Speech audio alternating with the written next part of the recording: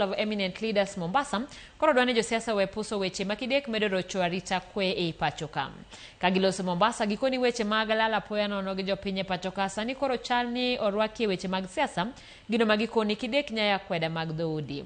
Gikoni nitiere moko kuom josiasa masani wuok oko mar ba weche ne ogai maro kwach kiche pachoka Nudin Haji ewi wachno kar bedo piny mondo girange kaka ginyalo tieko midhiero no.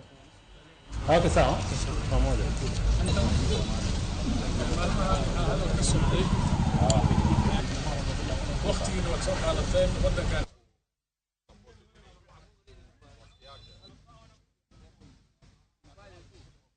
Hatujafika 2027 sisi.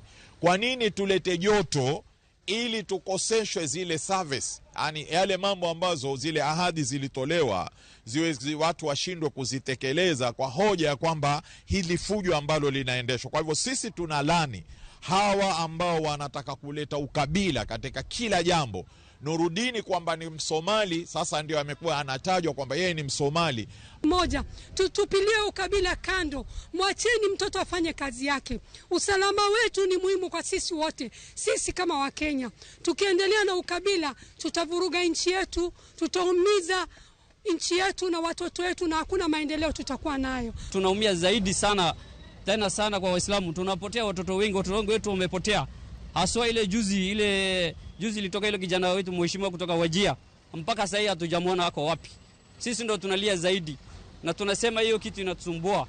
Hatumtetei watu wengine kwa sababu wanafanya vitondo kama hiyo, hapana. Sisi hapana, hatutaki kumtetea kitu kama hiyo.